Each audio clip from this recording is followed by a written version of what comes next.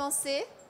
Bonjour à tous et toutes, merci de votre présence. Je suis ravie de débuter cette journée avec la première table ronde.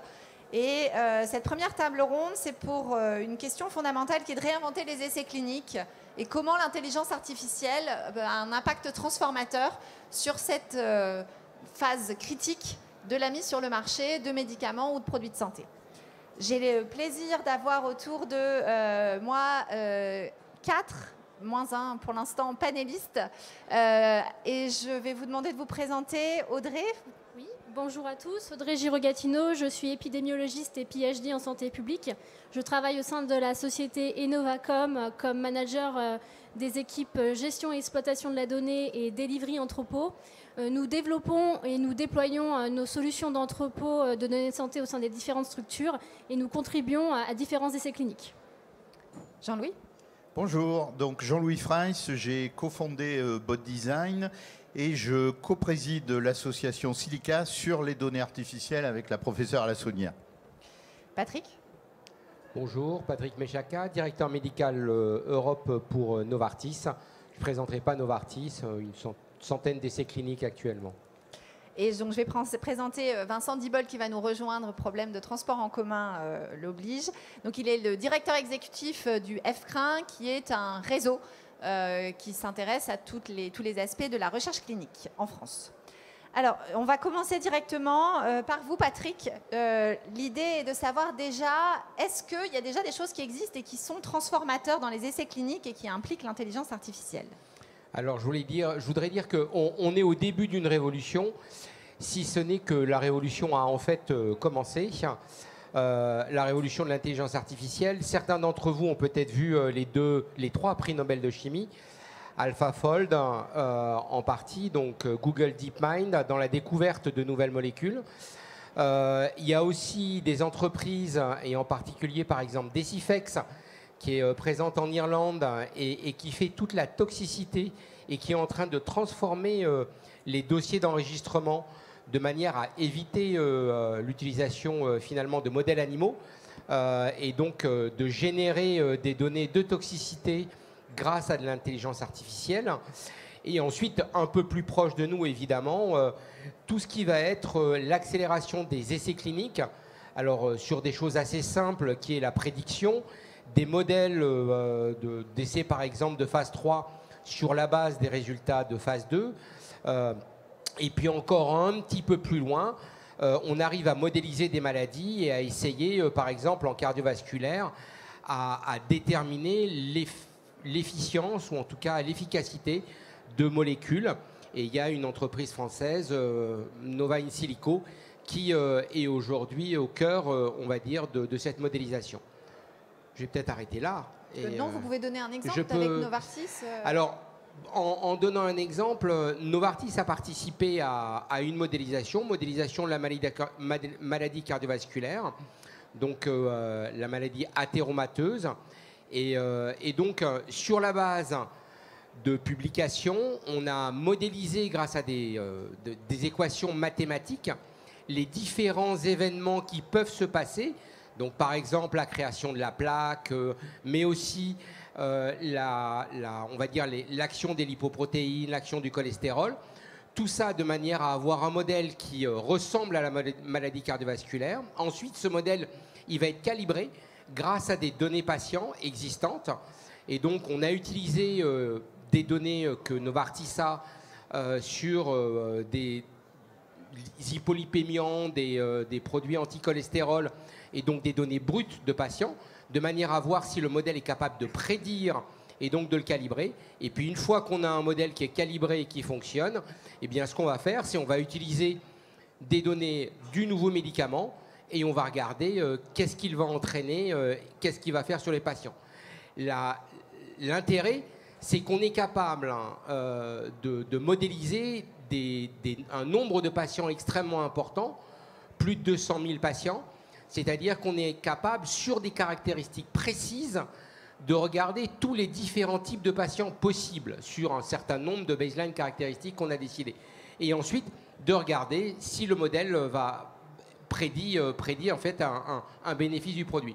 Évidemment, l'étape ultime, c'est d'être capable de le vérifier avec des études de phase 3. Et ça, c'est en cours. Et il y aura 2 études de phase 3 qui pourront montrer si, ou en tout cas, le modèle nous dira s'il a été capable de prédire les résultats des études de phase 3.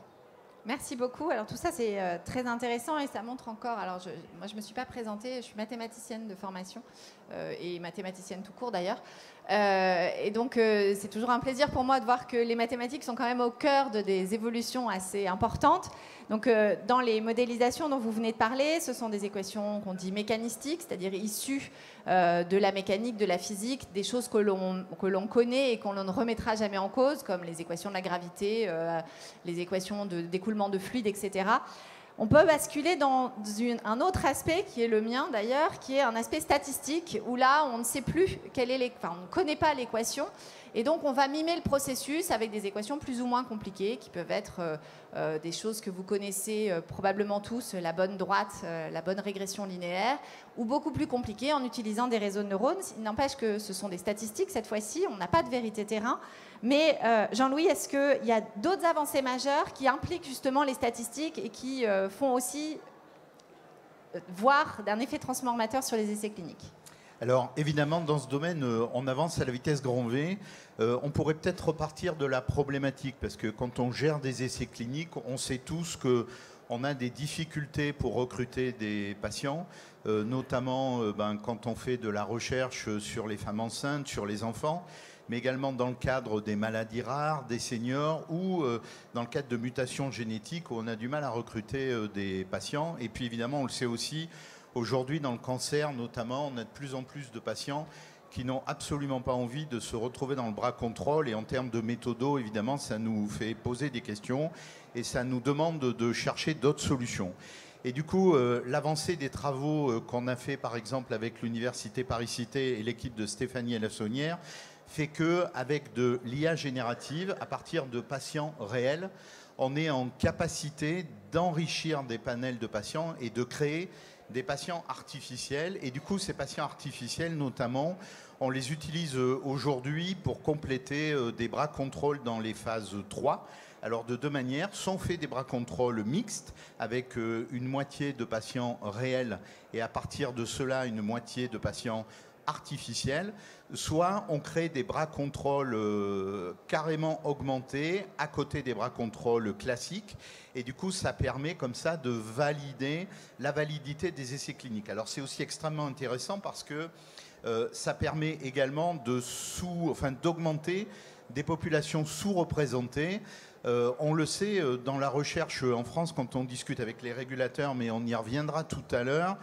Aujourd'hui, quand on fait de la recherche sur des médicaments, par exemple, notamment des médicaments à visée féminine, eh bien, on sait que dans les bras, on a souvent pas plus de la moitié de femmes et donc des hommes, alors que ce sera des médicaments pour les femmes. Donc on sait qu'aujourd'hui, on n'est pas en train de dire qu'on va remplacer évidemment la totalité des patients réels par des patients artificiels, parce que quand on recrute des patients réels dans les essais cliniques, c'est pour avoir de la diversité qu'on apporte chacun en tant qu'être humain. Mais en tout cas, on va permettre de compléter ces essais cliniques quand on n'a pas suffisamment de patients. Et pour terminer, aujourd'hui, on est en capacité d'augmenter plusieurs types de données.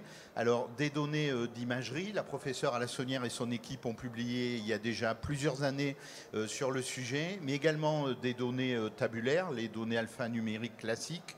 On travaille sur les données multimodales, c'est-à-dire la combinaison des deux. Et on s'est attaqué à l'augmentation des données génétiques, puisque évidemment, c'est une demande qui nous est faite régulièrement. Donc c'est des perspectives énormes. On verra que au regard des régulateurs, on a encore des preuves à amener sur ces sujets-là, mais on s'y emploie. On a beaucoup publié et on est en train de rejouer des essais cliniques pour montrer la fiabilité de ces méthodes. Mais en tout cas, ça avance à la vitesse grand V. Merci. Audrey, évidemment, que ce soit dans le cadre de laisser l'exemple de Novartis ou que ce soit l'exemple qu'a donné Jean-Louis sur l'augmentation des essais cliniques, il y a quand même un point névralgique qui reste la donnée. qu'est-ce qui est fait? Est-ce qu'on se structure correctement? Est-ce qu'on a la capacité d'avoir des bases de données fiables, de confiance et finalement assez représentatives? Merci Stéphanie. Donc oui, comme on a pu le dire jusqu'à maintenant, aujourd'hui, Patrick l'a très bien dit, nous sommes au début d'une révolution.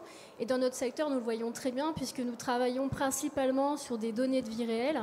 En effet, la grande majorité de nos clients, des établissements, ont encore une très grande méfiance dans ces données artificielles. Et nous, en tant qu'industriels, on doit les accompagner pour justement avoir les formations nécessaires et éviter cet effet un peu boîte noire. Donc aujourd'hui, on capte ces données depuis les systèmes d'information hospitaliers, on les entrepose dans nos entrepôts et ça permet à nos différents établissements d'identifier et de sélectionner les patients pour leurs essais cliniques. On a participé il y a quelques mois à un essai sur une population de femmes enceintes. L'établissement a inclus un certain nombre de patients et on s'est aperçu au moment des analyses qu'une grande majorité n'avait pas fait le protocole complet.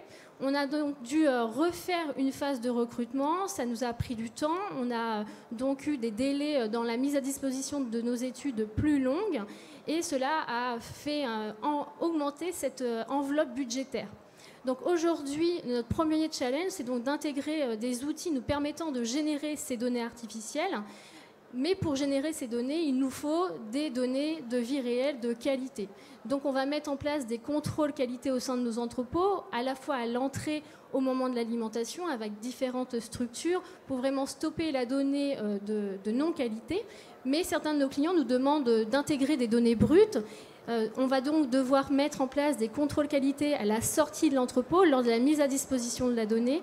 Donc cette donnée, via des méthodes statistiques, nous permet de détecter ces valeurs aberrantes, ces problèmes de saisie, les problèmes d'identitovigilance. Ainsi, on est sûr d'avoir de la donnée qualité pour pouvoir générer ces différentes données artificielles. Et notre second challenge, ça va être de stocker ces données artificielles. On va donc devoir adapter nos architectures pour les intégrer de façon fiable et sécurisée, de façon cloisonnée, donc dans un schéma de base de données différent, pour éviter de les mélanger avec les données de vie réelle.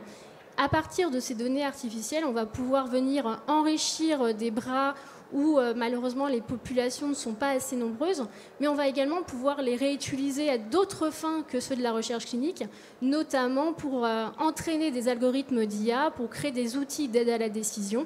Donc en tant qu'industriel, on doit vraiment être moteur dans cet accompagnement de nos établissements de santé pour justement promouvoir cette bonne parole et l'utilisation de ces données artificielles.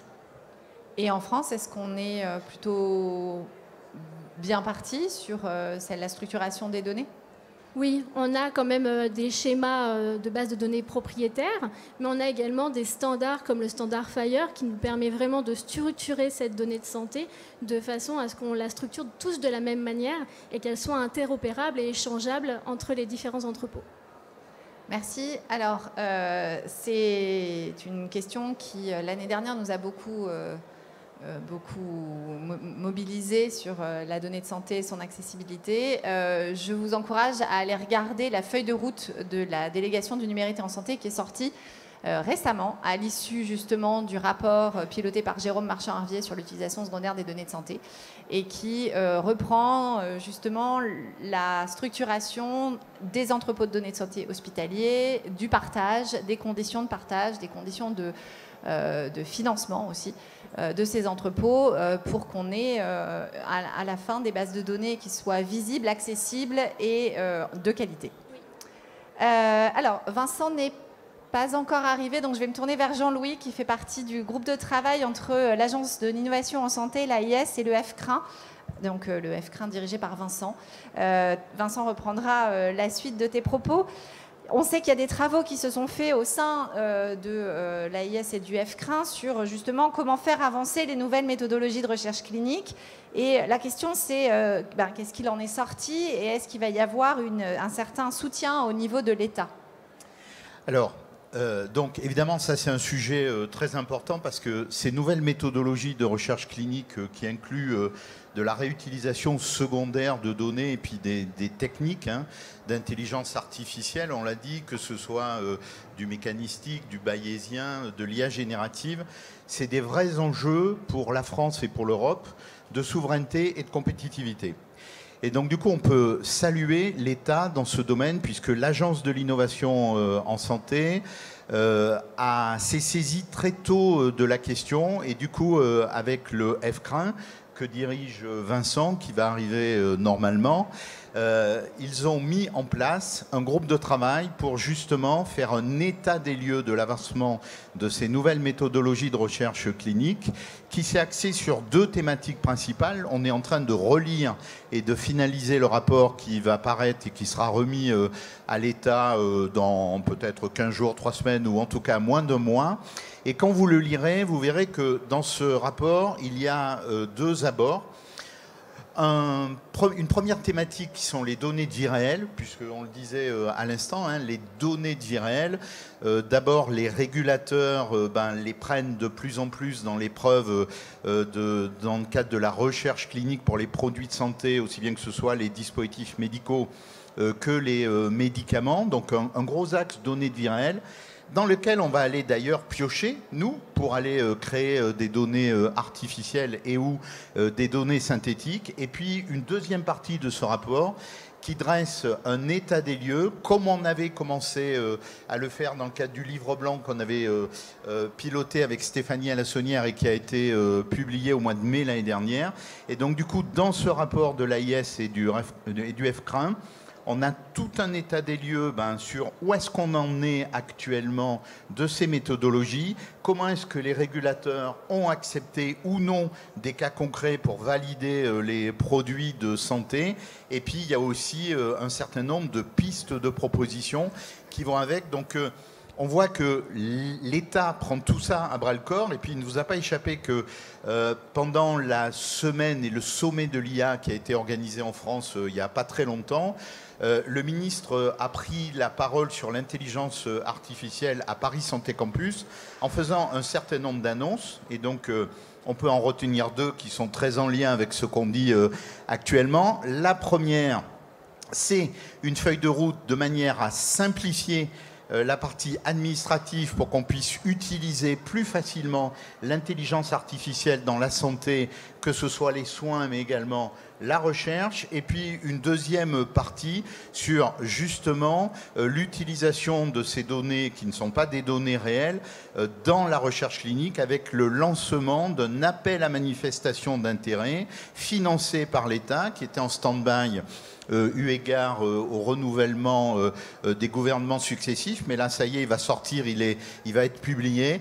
Et donc, du coup, cet AMI, il va viser à mettre en œuvre un certain nombre de consortiums et puis d'exemples très concrets pour valider la fiabilité de ces technologies. Alors, par rapport à ça, je voudrais reboucler sur la partie souveraineté et compétitivité, parce qu'aujourd'hui, en France et en Europe, on est particulièrement bien situé dans le monde sur la maîtrise de ces technologies d'intelligence artificielle pour les nouvelles méthodologies de recherche clinique, avec évidemment une approche, il ne vous a pas échappé dans le contexte international qui est celui qui existe aujourd'hui, que l'Europe a une approche cadrante, dans le bon sens du terme, sur l'intelligence artificielle.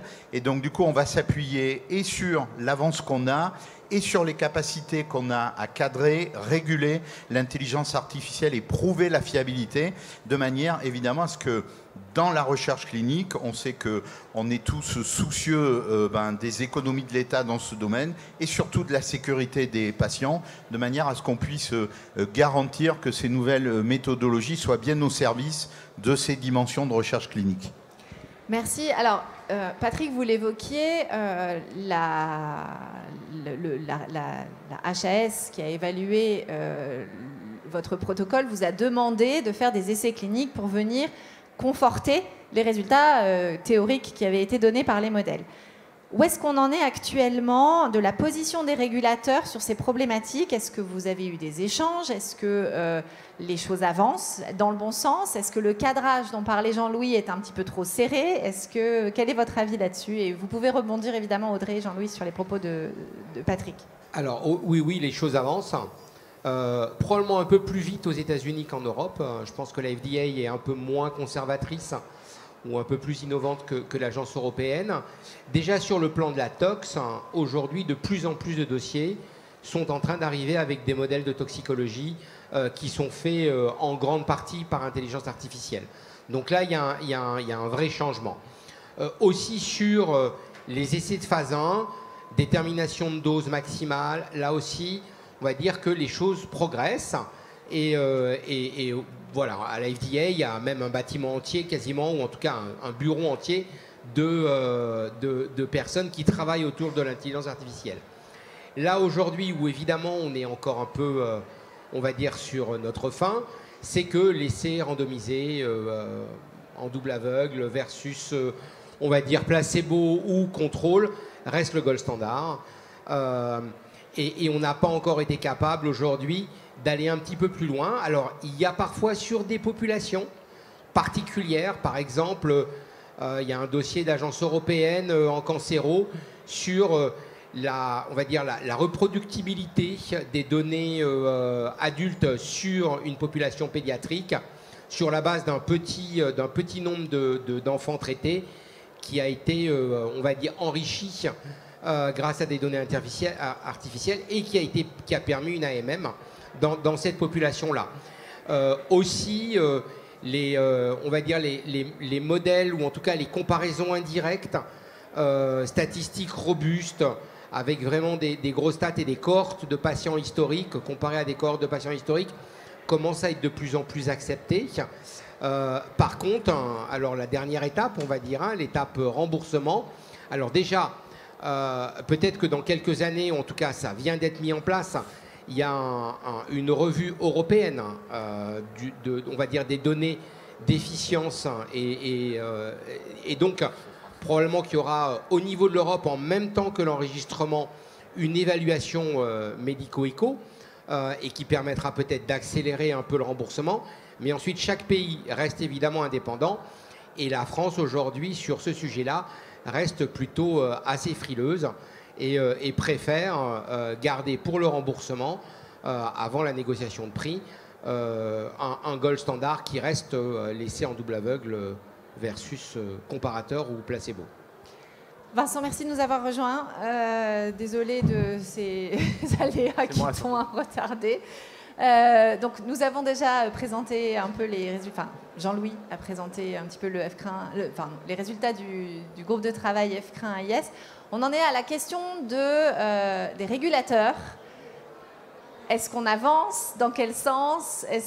Donc Patrick nous parlait du petit retard de l'Europe vis-à-vis de la FDA et de la frilosité de la France. Qu'est-ce que tu en penses? Alors, d'abord, désolé de mon retard. Un premier élément, c'est que, je ne pense pas que Jean-Louis l'ait évoqué, mais dans le cadre du groupe de travail qu'on a mis en place il y a déjà 1 an et demi, donc vous imaginez effectivement le temps qu'on a pris. Le préalable, ça a été d'évaluer justement la sensibilité d'un certain nombre d'autorités de régulation à ce qu'on appelle des designs, alors j'ose pas dire nouveaux, parce qu'il y en a qui existent depuis le début des années 2000, la méthode bayésienne ou autre, mais effectivement par rapport à des designs disruptifs, alternatifs au RCT, au Randomized Clinical Trial. Depuis 2001, 11 280 avis ont été rendus par la commission de transparence sur l'ensemble des essais cliniques. Combien en fait avaient un design alternatif au RCT? 600, soit 0,5%. Donc ça montre effectivement le temps effectivement d'adaptation par rapport à ce qu'on voit, les évolutions ainsi de suite, et la perception. Et encore sur les 600, c'est plutôt affaire au modèle bayésien, donc quand même, ce qui est quand même assez dans la routine, et très peu sur les modèles alternatifs. Un deuxième élément, c'est que dans le cadre de l'état d'analyse que l'on a fait, c'est qu'on a fait une comparaison entre FDA, EMA et HAS. Ce qu'il faut noter quand même, c'est qu'il n'y a pas total overlap entre ces trois autorités, puisque les unes, FDA et EMA, évaluent le bénéfice-risque, Les autres, la chaise va jusqu'à l'évaluation bénéfice-risque relatif par rapport aux stratégies. Donc on ne peut pas mettre non plus toutes les autorités dans le même sac. Beaucoup de travail à faire, et notre logique, je ne sais pas si tu l'as évoqué Jean-Louis, c'est de dire, au-delà effectivement de la réflexion qu'on est en cours de finalisation, je ne sais pas si vous l'avez évoqué, l'appel à projet, voilà. Donc, face à, je ne dirais pas une certaine réticence, mais la volonté des autorités de régulation d'arriver à ce qu'on prouve que le niveau de preuve, effectivement, obtenu par des designs non RCT, soit les mêmes. Et bien que l'on soit en mesure, au-delà des cas d'espèce, dans certaines maladies rares ou autres, d'essayer d'ériger des cas pilotes, des règles de démonstration, à travers un appel à manifestation d'intérêt qui devrait sortir prochainement. Il a été annoncé il y a une quinzaine de jours par Yannick Neuder, pour essayer d'identifier, de repérer, excusez-moi, de sélectionner un certain nombre d'essais cliniques à la phase, au début de leur phase de demande d'autorisation, de la manière qu'on les suive tout au long de leur parcours, arrivant, on l'espère, jusqu'à l'autorisation, ou s'il n'y a pas d'autorisation, qu'on a un certain nombre d'éléments qui nous permettent de savoir pourquoi ils n'ont pas été acceptés, un panel qui soit suffisamment significatif et qui puisse effectivement avoir une valeur de modèle de référence. Et j'ajoute qu'on travaille non seulement dans le cadre des autorités, je ne vais pas être trop long, des autorités de régulation, mais aussi dans le cadre, vous avez peut-être entendu parler de ce groupe de travail qui a été lancé en février 2022, ACTU, Accelerating Clinical Trial, qui a été lancé par la Commission européenne et qui vise effectivement à avoir des effets, avoir une évaluation suffisamment forte pour effectivement avoir un effet de levier, notamment par rapport aux autorités de régulation. Ai-je répondu à ta question? Très bien. Un retour. Alors, peut-être un petit retour d'expérience sur les régulateurs pour compléter ce qu'a très bien dit Vincent, c'est que quoi qu'il en soit, aujourd'hui, ces nouvelles technologies, elles sont déjà utilisées. Alors, pas toujours pour aller jusqu'au bout, mais en tout cas, elles sont déjà utilisées, donc il faut avancer. Alors, évidemment, quand on parle d'IA générative, évidemment, pour faire le lien avec les données, on met en place des comités de garantie humaine qui permettent de valider les bases de données initiales et les bases de données finales avec des professionnels de santé et des professionnels des mathématiques et des statistiques. Alors, où est-ce qu'on en est avec les régulateurs aujourd'hui, puisque dans le cadre de l'association Silica, on les voit régulièrement, puisque Vincent est aussi vice-président de cette association. Donc du coup, alors tout d'abord au niveau de la FDA. Alors au niveau de la FDA, je crois que quelque chose de très encourageant, même si l'actualité politique outre-Atlantique ne l'est pas tellement, mais en tout cas au niveau de la FDA, ce qui est très encourageant, c'est qu'ils ont publié un gros document dans lequel on est amené à réagir, et on le fait actuellement, sur l'utilisation de l'intelligence artificielle sur les preuves cliniques, aussi bien dans le dispositif médical que le médicament. Et donc, du coup, il y a des guidelines extrêmement intéressantes qu'on est en train de commenter. Alors, en Europe aussi, tu le disais, il y a tout un groupe de travail qui s'est saisi de ces sujets-là et on va discuter avec eux. Et alors, en France, c'est extrêmement intéressant puisque, évidemment, on discute avec trois grosses autorités que sont la NSM, que sont la HAS et, dans la HAS, la Commission de transparence. Alors, évidemment, aujourd'hui, les régulateurs jouent leur rôle, c'est-à-dire qu'eux, ils sont là pour évaluer que ces technologies sont fiables. Donc, ils ont besoin de preuves supplémentaires. Par contre, on a tous bien compris, comme je le disais tout à l'heure, c'était un enjeu de compétitivité, de souveraineté, de mieux-être pour la recherche clinique et pour les patients. Et du coup, la porte est ouverte. Et aujourd'hui, l'objectif, c'est d'arriver à constituer des gros consortiums avec des gens qui pèsent. Donc, le FCRIN en fait partie. Et je vois Sophie dans la salle. Unicancer nous accompagne beaucoup sur ces sujets-là. Et on est en train de monter des projets communs. Et on pense que c'est avec ces gros acteurs-là qui sont évidemment, qui ont une très forte notoriété et une crédibilité dans la recherche clinique, qu'on va pouvoir amener des cas concrets, finaliser des cas concrets et faire que le régulateur, il s'en empare et qu'on sorte, même si on continue à le garder, du gold standard, puisque le patient réel c'est important, mais il y a d'autres choses que les patients réels. Audrey, un mot sur les... Je pense que tout a été dit. Nous, on va peut-être plus se positionner sur le versant du stockage de ces données artificielles. Donc, on va devoir démontrer à la CNIL que nous cloisonnons bien ces données par rapport à ces données de vie réelle.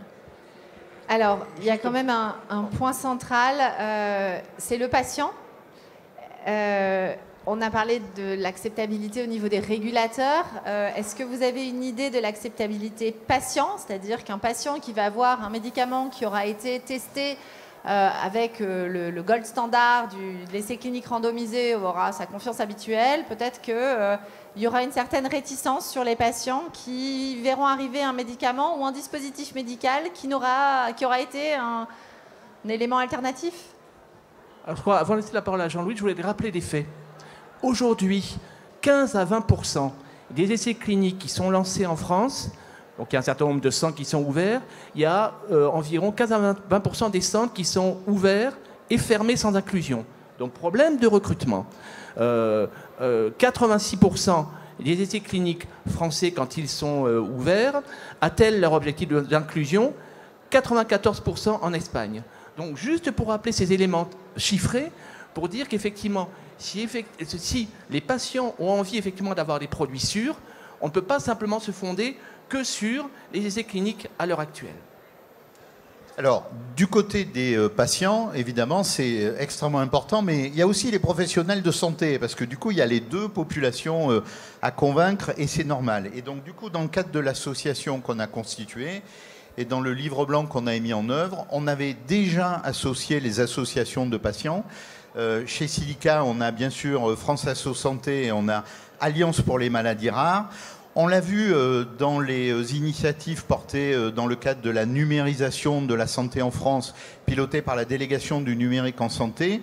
En fait, il faut associer les patients et les professionnels de santé très tôt dans la co-construction de ces technologies parce que, évidemment, on l'a dit, dans le cadre des maladies rares, quelquefois, il n'y a pas possibilité de faire des bras contrôle.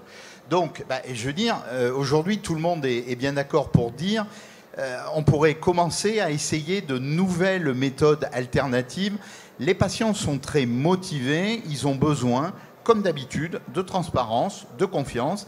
Et donc, du coup, on travaille aujourd'hui avec le docteur Perrol, qui est le président du CNRIPH, de manière à voir comment est-ce qu'on va pouvoir aller échanger avec les comités de protection des personnes, de manière à ce que ces comités, lorsqu'ils vont voir arriver des essais cliniques avec des alternatives, qu'ils ne soient pas surpris et qu'ils se posent les bonnes questions. Mais ça, alors en tout cas, ça avance beaucoup, beaucoup. Hein.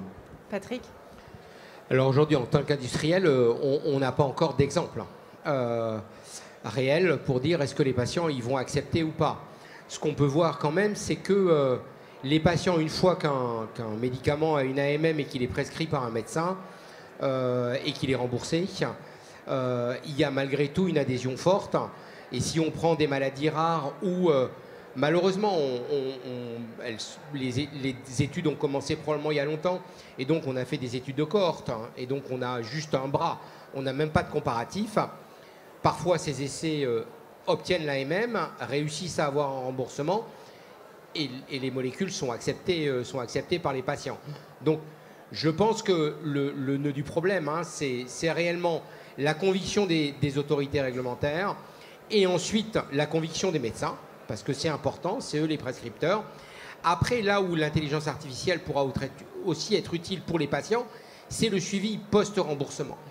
Et là, clairement, dans le suivi post-remboursement, en pharmacovigilance, si on n'a pas suffisamment de patients dans les essais cliniques pour, on va dire, estimer les effets indésirables, il faudra clairement l'envisager en post-remboursement et un suivi réellement qui pourrait être peut-être aidé, simplifié grâce à de l'intelligence artificielle, grâce à des modèles, et ça aussi c'est important. Alors avant de... Tu voulais rajouter ? Oui, je voulais juste, parce qu'on parle beaucoup de médicaments, je vais être très bref. Sur le dispositif médical, aujourd'hui, une innovation du dispositif médical, on présente ce dispositif aux patients.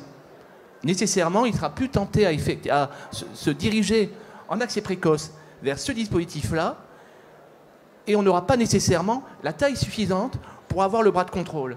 Donc effectivement, encore une fois, ça démontre que, compte tenu de l'évolution, effectivement, non seulement de la réglementation, mais de la science et de la technologie de manière générale, on a besoin des données artificielles. Alors, je vais poser une question un peu cash, mais dans 10 ans, qu'est-ce que sera un essai clinique ? Dans 10 ans, qu'est-ce que sera un essai clinique ? Eh bien, moi, j'espère que clairement, ça pourrait être un essai clinique qui sera fait plus vite, qui pourra démontrer plus rapidement une efficacité, qui peut-être, entre guillemets, enrôlera un peu moins de patients, donc prendra moins de risques pour les patients et sera enrichi par l'intelligence artificielle. Si on arrive à ça, déjà, c'est pas mal. C'est pas mal. Audrey, un mot? Un essai combinant à la fois des données artificielles et des données de vie réelle à moindre coût. Parce qu'aujourd'hui, ça coûte cher un essai clinique. C'est vrai. Alors, très clairement, dans 10 ans, un essai clinique, ce sera un essai où on a recours aux patients et aux animaux, parce que je pense qu'il y a la phase préclinique animale qui est extrêmement importante et qui retient toute notre attention actuellement. On aura un recours beaucoup moins important aux patients réels et aux animaux, quand ça sera possible, parce que je pense qu'on fera toujours du cas par cas. Il y aura toujours des méthodologistes pour dire, en fonction de la question posée, on aura besoin de telle ou telle méthode. Je ne suis pas statisticien. Je commence presque à le devenir, à force de découvrir les difficultés que l'on peut avoir à travers l'utilisation des données, les halos, les biais, les estimandes, j'en passe. Donc, et je reviens aussi par rapport au groupe de travail tel qu'on l'a mis en place. Au départ, on parlait des nouvelles méthodologies d'essais cliniques. J'ai évoqué effectivement qu'il y en avait un certain nombre qui existaient, mais dans notre esprit, ça venait se substituer à. Et les autorités de régulation ont été nous alarmées, ont été très attentives à cela, en nous disant qu'il n'était pas question effectivement qu'il y ait substitution de l'un à l'autre, mais qu'au contraire, ça va être un élément d'appui, ce qui a été dit précédemment. Donc dans 10 ans, il y aura nécessairement un bras, un appui, un segment des essais cliniques qui aura offert aux données artificielles. Je ne suis pas certain qu'on sera là encore à la substitution totale. Alors, j'ai le temps pour 5 minutes de questions dans la salle. Est-ce qu'il y a des questions? Oui. Alors, ah bah, merci Jean-Louis. Merci. Bon, la question est, au fait, c'est un fait. Est-ce que, quand vous regardez les données de malades, est-ce qu'on prend en considération le type de population différente? Parce que ce que j'ai entendu, au fait, j'ai vu qu'aux États-Unis maintenant, ils acceptent certaines compagnies qui font ces études cliniques en utilisant des malades, mais aussi de l'intelligence artificielle, mais ils ont des données mixtes de plusieurs types de populations pour qu'on ait de meilleurs résultats. Donc, asiatiques, africo-américaines, vous savez, donc, qu'est-ce que vous savez sur ce sujet? Est-ce que c'est utilisé en France? Est-ce que vous prenez en considération, pour internationaliser ce genre d'études cliniques, plusieurs genres de populations qu'on peut avoir? Alors, je pense que dans un essai clinique, c'est Patrick qui peut répondre. Oui, dans un essai clinique, aujourd'hui, en grande majorité, les essais cliniques, ils sont mondiaux, qu'ils soient pour les États-Unis, pour l'enregistrement à la FDA ou les enregistrements en France, ou en Europe, en tout cas, c'est les mêmes. Les populations asiatiques, on va dire japonaises, souvent sont particulières parce qu'il faut avoir des essais spécifiques pour les populations japonaises. Mais pour le reste, c'est des essais mixtes. Et donc, je pense que l'enrichissement, ou en tout cas le fait de s'assurer qu'on a les bonnes populations, c'est extrêmement important. Et de toute façon, si on ne les a pas, c'est souvent discuté lorsqu'on est face aux autorités de régulation, autant à la FDA qu'à l'agence européenne, hein, clairement. L'idée, c'est que quand la base de données est qualifiée, elle doit être validée pour sa diversité, pour sa représentativité. Est-ce qu'il y a une autre question? Là-bas. On fait courir Jean-Louis. Question courte, réponse courte. Pardon, c'était juste pour répondre par rapport à l'ethnie. Aux États-Unis, il est demandé dans les essais cliniques d'avoir un pourcentage de population afro-américaine, etc. En France, on a un problème parce qu'on nous refuse de récupérer l'ethnie, sauf si on le justifie scientifiquement. Et ça, c'est pour revenir aussi sur une problématique du CPP et des CNIL. Aujourd'hui, la CNIL, moi, je travaille avec France Biotech sur le groupe de travail essais cliniques. On voit bien qu'on a un énorme problème aujourd'hui pour faire entendre la CNIL sur l'évolution technologique. La CNIL nous dit, si je ne me repose pas sur un texte réglementaire, je ne peux pas valider. Donc en fait, la technologie avance plus vite que les textes réglementaires. Et en France, et je pense que c'est le cas aussi dans d'autres pays d'Europe, ce qui nous freine et ce qui fait qu'on est derrière tout le monde, c'est justement parce qu'on a, au-delà de la NSM, de la HS, etc., la CNIL et d'autres institutions qui nous freinent dans nos développements. Et je pense que c'est très important, monsieur le note très bien, c'est très important d'avoir une variété de population, parce qu'on le sait très bien, quelle que soit la population, on n'a pas les mêmes résultats. Donc il est vraiment important maintenant que la France bouge sur ses positions. Bien d'accord au sujet de la CNIL quand même, mais si la finalité, le bénéfice-risque est bien établi, on a quand même des discussions possibles avec eux. C'est à vous, monsieur. Merci. Alors moi, ma question est très simple. Qu'est-ce que vous pensez des formats de stockage? Je vous laisse expliquer ce qu'est HomeUp. Audrey, la question est pour vous. Rapidement, parce qu'on arrive à 1 minute. Alors, le HomeUp, c'est un standard qui nous permet de structurer au mieux la donnée, des données de recherche, pour justement favoriser le partage de ces données au niveau de nos communautés scientifiques. Et nous, on travaille chez nous à Innovacom sur le standard FHIR en priorité pour justement pousser ce standard à un point de vue européen. Il y en a 2 des standards. Non, on n'a plus le temps, Jean-Louis. Je vais me faire taper sur les doigts. Juste une. Allez, Non, j'ai la... Je vais me faire taper sur les doigts sinon. Donc, il y a 2 standards internationaux, HomeUp et FHIR. Donc, il y a un moment, il faut choisir son camp. Mais grosso modo, ils sont quand même assez interopérables l'un l'autre. Donc, bon. Nous, on a fait le choix de FHIR aujourd'hui. Voilà. Mais le HomeUp vaut aussi tout de même. J'arrive à 10h40 tout pile. Merci beaucoup à nos 4 panélistes. Merci à vous. Merci.